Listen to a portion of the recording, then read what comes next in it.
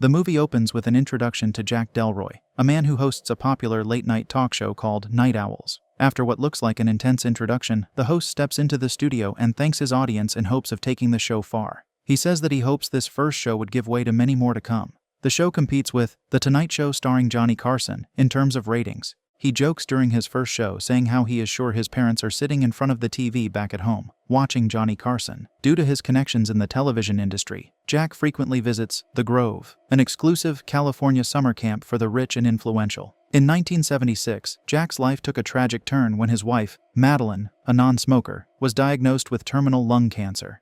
She made a memorable appearance on his show in October, resulting in the highest-rated episode of Night Owls, although it still couldn't quite surpass Carson's ratings. Sadly, Madeline passed away 2 weeks later, deeply affecting Jack and causing a temporary pause in the production of his show. Despite Jack's eventual return to hosting, Night Owls never regained its prior success.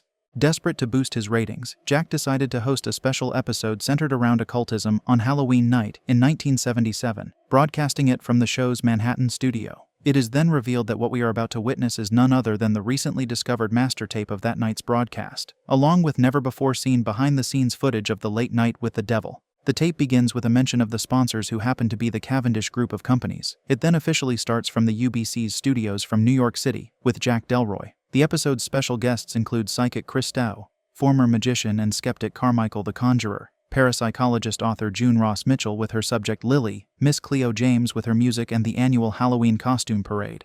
As the show begins, Gus calls out Jack to step on stage, but the man seems eerily absent. After 2 more calls, he seems to look a little troubled, but unbeknownst to him, Jack is just behind him ready to give the poor man a jump scare. Before he can call his name once more, Jack shouts near his ear, making poor old Gus almost cross over to the other side. Thankfully, he survives. After the stunt, the show begins. Jack takes center stage and begins to entertain the audience with some jokes. He then thanks his audience for staying with him through thick and thin. He also admits that many believed he would throw in the towel after his wife's passing, but he stood by and persisted all because the viewers were with him. Jack then calls on stage the psychic named Christu. The psychic claims that Halloween is an important time to be able to reach out to the deceased in the underworld. He is a medium too. It is a hot time for him to be able to hear and connect with the spirits. He then starts a live demonstration during the show. After listening for a while, Christo claims to hear the name Peterson, but a man from the audience corrects him, saying it's actually Peterman. Intrigued, Jack engages the man in conversation, learning that Peterman was his wife's maiden name. Christo insists that the man's wife's spirit is present in the room. However, the man reveals a surprising truth. His wife is alive, and had left him for his neighbor 5 years ago. Following the initial setback, psychic Christo quickly regains his composure. He attributes the mix-up with the names Peterson and Peterman to the bright studio lights and cameras, which he claims can sometimes interfere with his psychic abilities. He then shifts his attention to 2 women in the audience, and asks if anyone is connected to someone named Edward. One of the women responds that her little brother's name was Edmund. Christo, showing confidence in his abilities, inquires if Edmund took his, which the woman confirms. Christo then delivers a message, purportedly from Edmund, conveying that he is at peace and regrets the pain he caused his family. The 2 women quickly become overcome with emotions. Just then, Christo mentions that Edmund is calling his papa. Before the late boy's sister can say anything, her mother quickly stops her. She says that Edmund had a teddy when he was a baby, and he called it Papa. The audience and Jack applaud this display of apparent psychic ability, and Jack announces that they will be taking a quick break. However, just as he does so, Christo suddenly starts screaming, his demeanor changing drastically. He claims that something intense is happening, and that he is now clearly receiving the name Minnie. Jack asks if anyone in the studio is familiar with the name Minnie, but no one responds. Christo then senses sadness and specifies that the spirit wants to communicate with an unmarried man wearing a wedding ring. As the lights flicker, causing a stir in the audience, Christo regains his composure and announces that the spirit of Minnie has departed. Jack quickly comes to the fallen man's rescue. With a deeply troubled look, he announces that they would take a break and would be back soon. The scene then shifts to behind the camera footage. Everyone looks spooked. Jack quickly takes Christo to a seat and settles him down. Just then, a man named Leo enters. He praises Jack for a good segment and asks Christo if he enjoyed the show. The latter, whose nose is bleeding, looks far from enjoying anything. Yet, the man pats him on the back and agrees on his behalf to continue with the show, when the poor psychic wants nothing more than to just go back home. The man then takes Jack aside and finally expresses how thrilled he is with the act. Jack asks him if it was his idea to flicker the light. The man dismissively says that if he liked it, then he would take credit. Clearly it wasn't him who did that. He tells Jack that the sponsor that they are trying to land has sent their marketing team's lead and his wife, who are currently sitting in the front row. Then, after a little touch-up on makeup, the show resumes with an excited Jack and a rather pale-looking Christo. After the commercial break, Jack introduces the skeptical former magician, Carmichael the Conjurer, to the stage. Carmichael immediately captivates the audience with an impressive magic trick, showcasing his skill and earning their admiration. Jack then informs that recently, the magician has decided to shift his focus to IFSIP, which happens to be an acronym for the International Federation of Scientific Investigation into the Paranormal.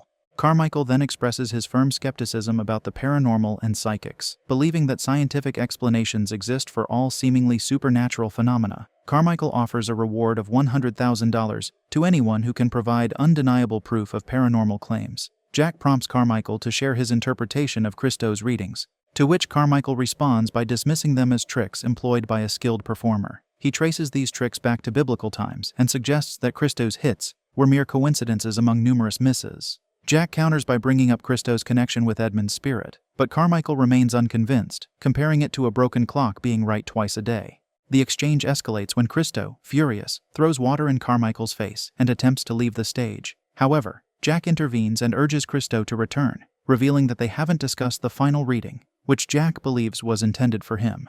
Christo asks Jack about the identity of Minnie.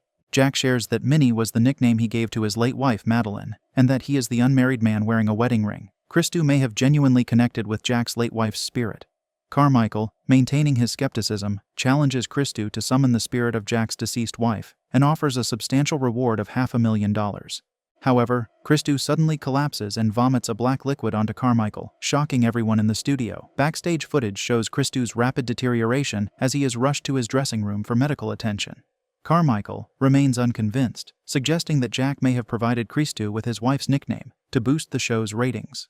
After the commercial break, Jack informs the audience that Christo is receiving medical attention backstage. He then introduces a book titled Conversation with the Devil by Dr. June Ross Mitchell, a parapsychologist, and shares a clip produced by her Psi Research Center. The clip focuses on the infamous First Church of Abraxas, led by the enigmatic Sandor Dabo, whose teachings revolve around the entity Abraxas, transcending conventional notions of good and evil and emphasizing desire and acquisition.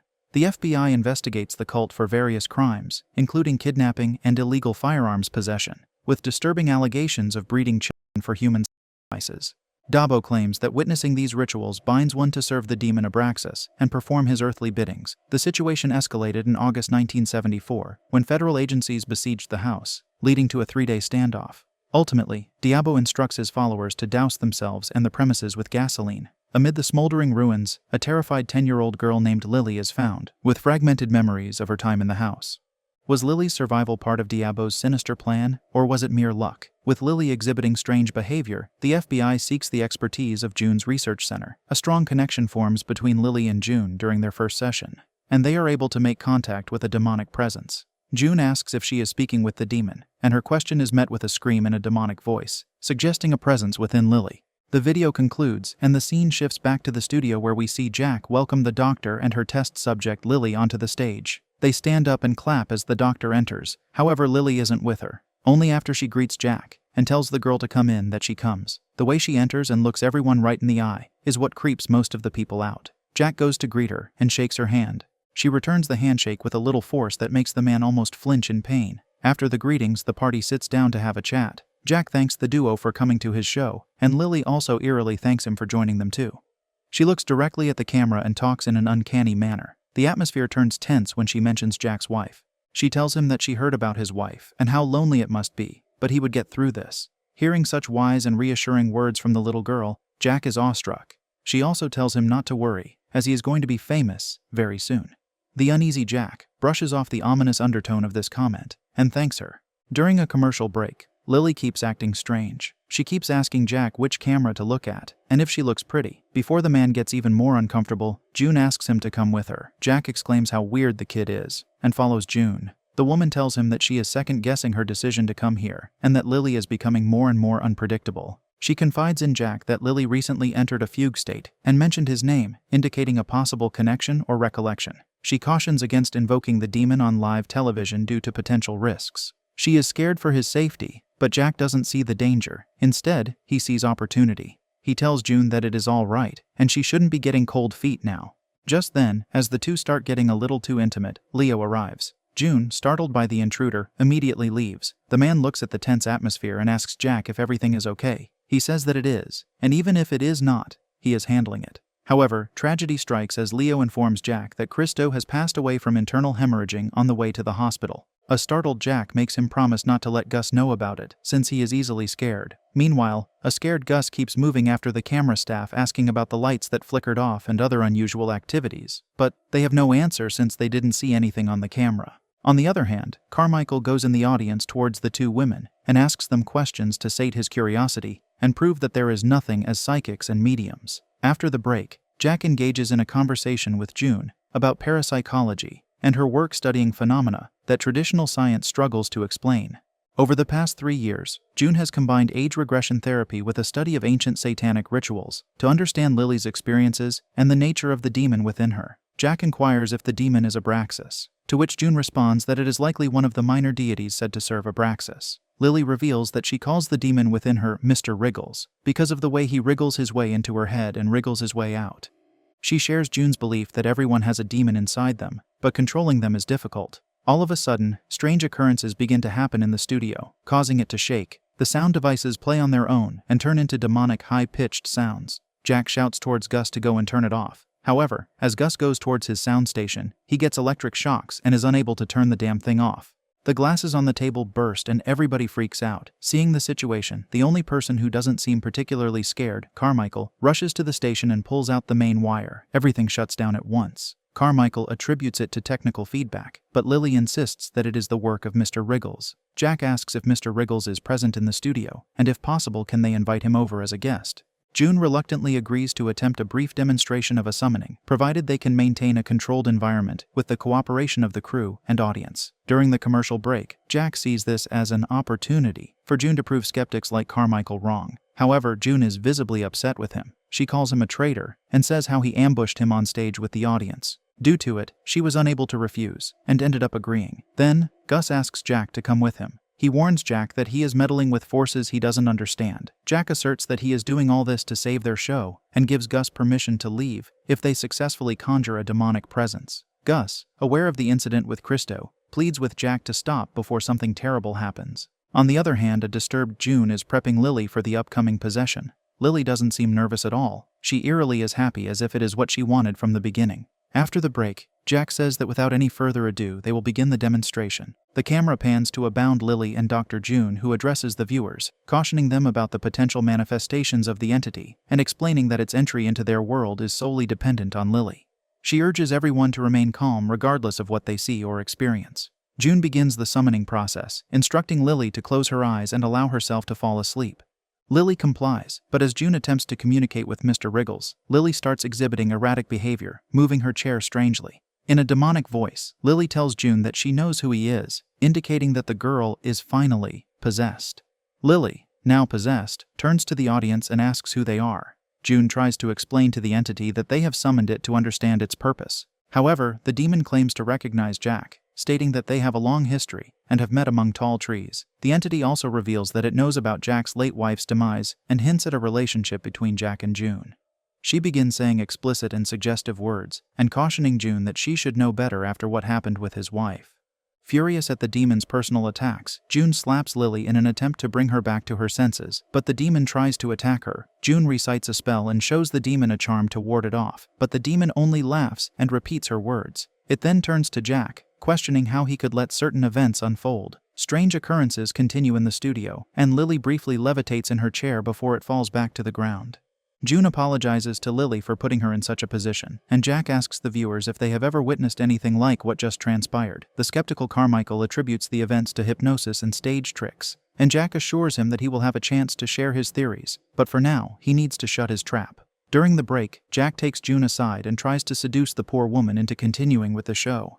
This greedy man, instead of apologizing and causing her so much hurt, asks the woman to see how there is a possibility of her being a regular on the show and making it big, as if she needs it. Afterwards, he rushes to help Lily with the restraints. A scared Gus rushes to Leo and tells him to stop the show as it is no longer about the ratings. This is all bloody sorcery. Leo, pissed, snaps at the poor man. He tells him to dial up his stupid grin and go continue with the show. He would no longer entertain his stupid complaints. As Gus is going back, defeated, Carmichael tells him to not stress out, as it is just tricks and nothing else. However, Gus informs him of Christo's passing. On the other side, Leo updates Jack on crew members who have walked off the set. He also informs him that the Communications Commission calls an emergency meeting, recognizing the show as a significant TV event. The two share a moment of celebration, exclaiming that they are finally back from the afterlife, and they would soon be making a fortune. Just then, Jack remembers how Lily mimicked his wife's voice at the end, which spooked him out, but Leo tells him to not be skeptical and continue with the show.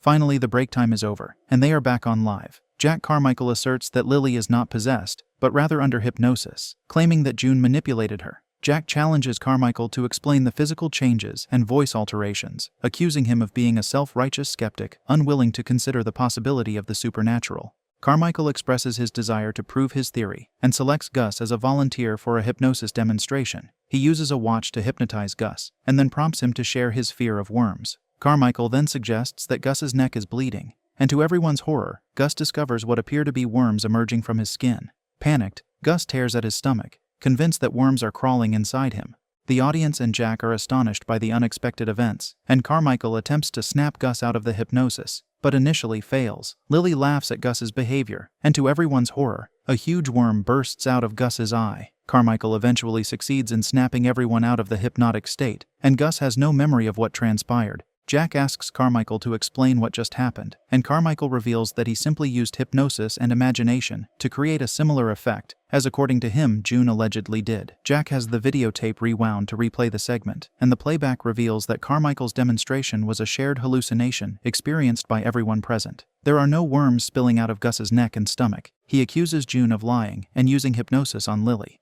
June tries to defend herself, but now everyone seems skeptical. Lily suggests reviewing the part of the show where June performed her conjuring. She says that since they all like videotapes so much, maybe they should just rewatch to see. June is immediately horrified at this and refuses to let Lily go through another horror, but the young girl grasps her hand. She says that they have to reveal the truth no matter what. As they review the footage, they are shocked to discover that the supernatural phenomena during June's summoning appears unaltered in the recording. Jack asks the team to play the footage slowly, frame by frame, and he is horrified to see an apparition of his late wife, Madeline, standing behind him. Seeing this, Carmichael accuses Jack of orchestrating an elaborate hoax, but his accusations are interrupted by Lily falling into a possessed state once more. Electricity runs through her body, and as Jack touches her, the lights in the studio flicker and go dark.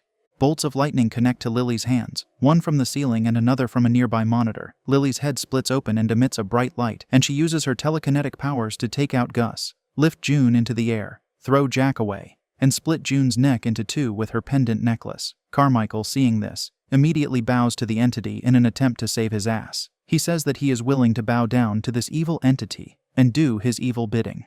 The man even takes out his check to pass it on to the devil. It seems that after seeing the devil, apart from his free will, he lost his common sense too. What would the demon even do with a mere $1 million? She then incinerates him from the inside out. The studio turns chaotic with everyone running here and there. Soon, the live cuts off after some station difficulties. Jack attempts to flee but finds himself transported to a nightmarish version of his show, where he becomes part of an act. He eventually returns to his show, only to be presented with a huge worm by a guest. Minnie appears, and speaks the same words she said on her final show with Jack. It is then revealed that Jack had previously encountered the demon possessing Lily during a ceremony at the Grove, and his subsequent success was indirectly responsible for Madeline contracting cancer, implying a dark price for his fame. Madeline's spirit pleads with Jack to end her suffering due to the unbearable pain of cancer. Jack uses a ritualistic dagger from Lily's old cult to plunge it into Madeline's body, in an attempt to release her from her pain. The scene abruptly cuts to the empty studio, revealing a horrified Jack who has unknowingly taken out Lily, mirroring the action of bringing an end to Madeline's suffering. Jack stands amid the lifeless bodies of his guests as the sound of approaching police sirens grows nearer, leaving the audience with a chilling conclusion.